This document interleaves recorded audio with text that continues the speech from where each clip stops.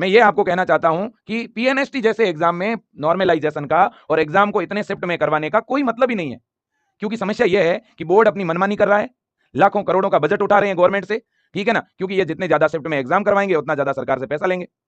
बड़ी बड़ी कंपनियों को फायदा पहुंचाया जा रहा है, क्योंकि ये जो ऑनलाइन एग्जाम करवाने वाली कंपनियां हैं, ये ईएसबी बोर्ड में ही काम करने वाले कुछ लोगों की होगी, कुछ रिलेटिव्स की होगी, उनको ठेका मिल जाता है, वो अपने कंप्यूटर सिस्टम लगाते हैं, करोड़ों का बजट उठाते हैं, 8-8 शिफ्ट में पेपर, उनको तो फायदा ही फायदा है। और अगर यही एग्जाम एक शिफ्ट में होगा तो उन्हें इतना प्रॉफिट नहीं होगा। कुछ ऐसा ही तो हो रहा होगा।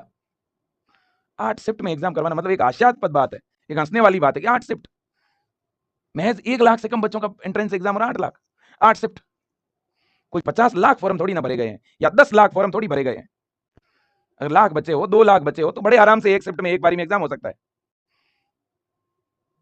कुछ ना कुछ गड़बड़ जरूर है, लोग आवाज उठा नहीं रहे, और भाई हमें ये गलत सहन होता नहीं, सीधी सी बात है। मुझे जो गलत लगा मैं बता रहा हूं, ठीक है ना। यहां पे होगा ऐसा, आप देखिएगा, बहुत सारे ऐसे बच्चे होंगे, कुछ पारियों के तो बच्चों के सिलेक्शन तक नहीं होंगे, ये आप देख लेना। किसी पारी को तो बहुत प्रॉफिट हो जाएगा और किसी पारी को तो बहुत लॉस हो जाएगा। या तो इनको पारी वाइज अलग रिजल्ट निकालना चाहिए, फिर हर पारी से फिक्स सीटें उतनी उतनी फिल होनी चाहिए। ये कोई तरीका नहीं होता है ना बेटा। हम लोगों ने प्रयास किया है कि फ्यूचर में तो कम से कम ऐसा ना हो, ठीक है ना। इसमें जो हमारे एमपी के मुख्यमंत्री जी हैं, हमने ट्विटर पे इस मुद्दे को उठाया है, हमने मांग की है कि ऐसा नहीं होना चाहिए, ठीक है ना। हमारे जो डिप्टी सीएम है, हमने उनको टेक किया है, जनसंपर्क है ना, मध्य प्रदेश का जनसंपर्क डिपार्टमेंट है उसको टेक किया है, हमारे मध्य प्रदेश के जो गवर्नर है राज्यपाल जी उनको टेक किया है ना। एमपी के हमारे जो मीडिया है, न्यूज 18 नेटवर्क, उनको टेक किया है, ठीक है ना। और जो हमारे डॉक्टर मोहन यादव हैं, ठीक है ना, मुख्यमंत्री जी का खुद का पर्सनल और सीएम ऑफिस का दोनों ट्विटर हैंडल हमने टेक किया है ना।